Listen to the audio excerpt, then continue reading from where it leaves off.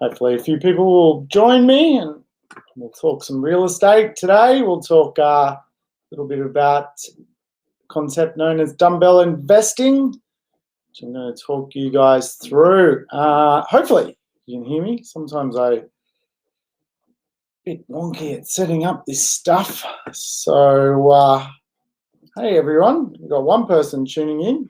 Hopefully they can hear me. And we can talk some real estate.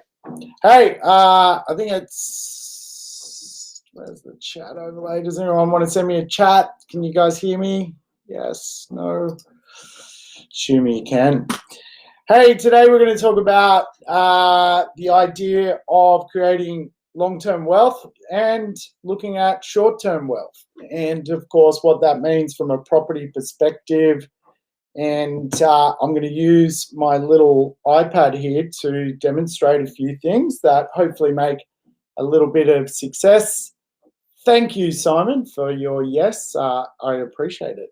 So, guys, I'll steal probably about 5 or 10 minutes of your time today, and hopefully you're having lunch somewhere or tuning in from home and can get a bit of a break from what you do by listening to me. I'm going to talk you through some concepts around really how wealth comes together and how you can move through this stage of wealth creation, particularly from real estate. So I might flip over to my little whiteboard friend here and do some drawing.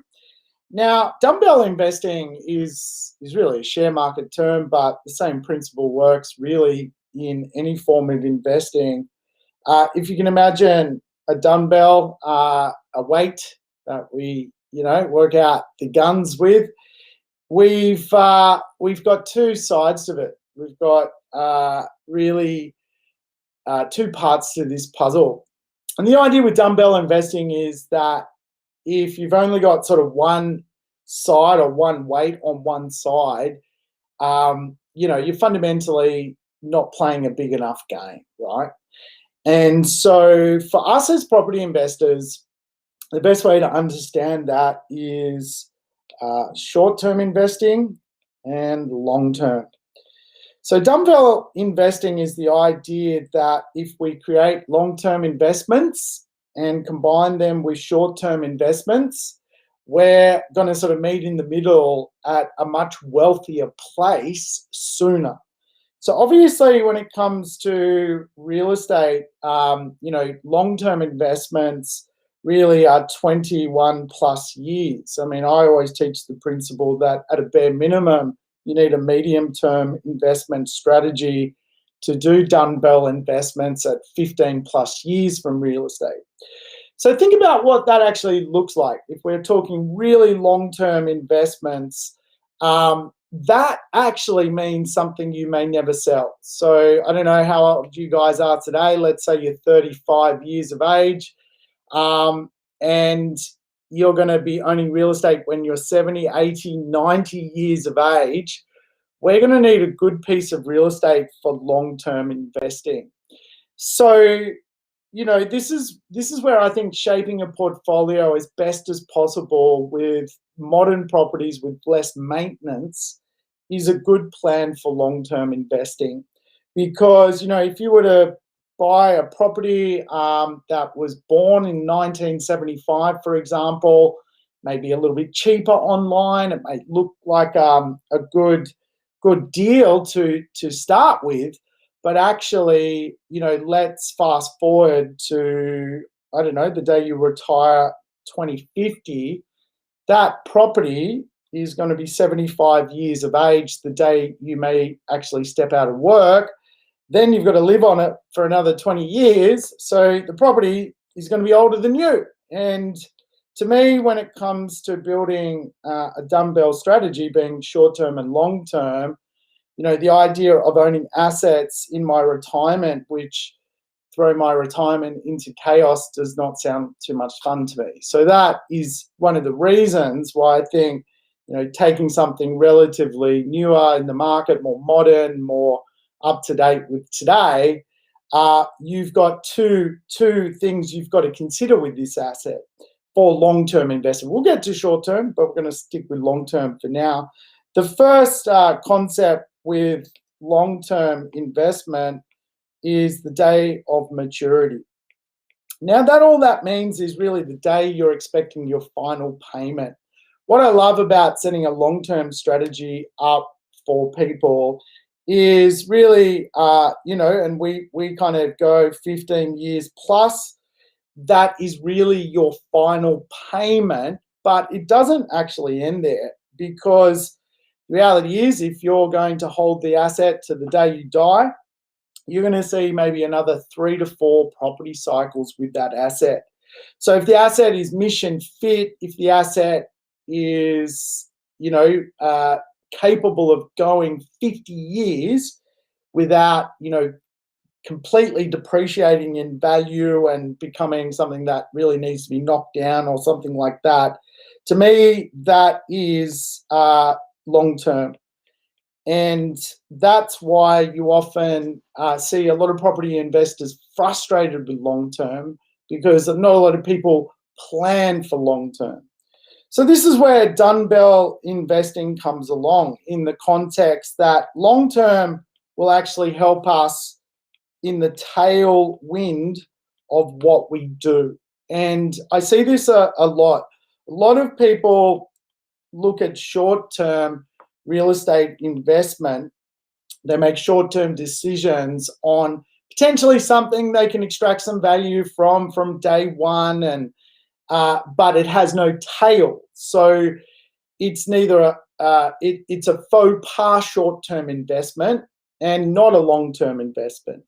This is the catch for a lot of property investors, I find, is they buy an asset which really is depreciating so badly that it really won't make it to someone's retirement. And they're holding a deck of cards, if you like, which the day they retire just are not going to work for them. They're not going to go another 30, 40 years. A property that old now is just not going to get you to your end game, which is, ultimately holding assets to the end, right? So short-term investing, and this is a different principle, right? So firstly, I personally think we need to make sure the long-term game is set up first, because ultimately it's the most important. It's the one that's going to look after us when we don't have a job. That makes it the most important. It's the one that's going to look after us when we don't have a job. So, for me, I obviously, advocate trying to get, 3, 4, 5 properties into your long-term investment strategy. Once you've ticked off long-term, once you've ticked off the idea that you're set there, usually what happens is you can't borrow more money, but you've got equity. So in other words, the banks just, don't look at you favorably to go and borrow more money to create more debt, to add more assets to your long-term game. So that's one side of the dumbbell. The second side of the dumbbell is short-term investing. And, in some context, some people are short-term investors and successful. A lot of people, for example, give up their day job to become, house renovators or developers or this kind of thing. And really what I've seen is, if you're not a professional at short-term investing, you really probably will struggle with it. And that's where a lot of people spend so many years trying to become a short-term investor to make an extra 50, to make an extra 100 grand, and fail to set up their long-term investment strategy. So because they spend so much time here, they start to run out of time for the long-term game. So what's the best approach in my view? The best approach for dumbbell investing: set up your long-term game, because that's going to look after you in retirement. That is your backbone of everything. And short-term for me is when you get the ability to extract equity, let's say $100,000, but you can't leverage any more into long-term investments, there is a clear divide. So obviously, a lot of people will have the ability to get equity, but can't actually use it to borrow more money. So for those people, they could take that $100,000 at, say, 3%. They could go into the ASX 200 at 8% and make 5%. That is a short-term investment logic.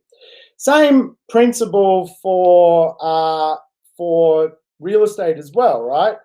The reality is we use a thing called equity arbitrage, which is just basically you take your equity and you invest it in short-term deals. And the best short-term deals, if you like, in my view, are developments, doing a development. The reason I think today teaming up with other people, doing joint ventures, doing a development, is you just get better deals. It's very hard today to be a flipper, for example, buy a property, go to work, renovate it, flip it, pay tax, pay capital gains tax. It's just a nightmare. So how do we create a short-term and long-term strategy? Well, we use the dumbbell effect. Short-term, by the way, is taking this $100,000 out of our long-term strategy, putting it into our short-term strategy, which is for many people, and this is what what I do with others. Many people, my team, my clients, we all team up. We all throw in $100,000 each. We go buy a development site. We create a higher and better use, and we extract a result from that development. So the most recent one, I just read the report internally here this morning.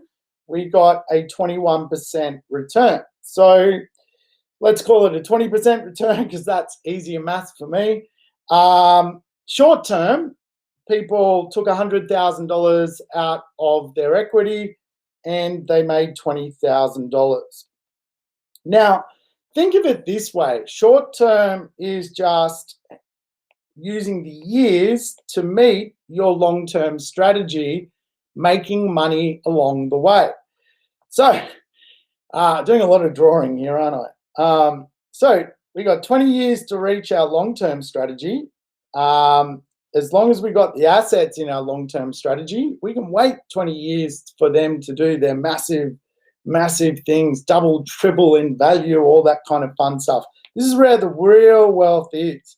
But as long as we can extract $100,000 at a bare minimum every single year on the way to this 20-year journey, we can, for example, throw $100,000 into the market, get ourselves around anywhere from a 15% to 20% return per deal we go in and out of using development.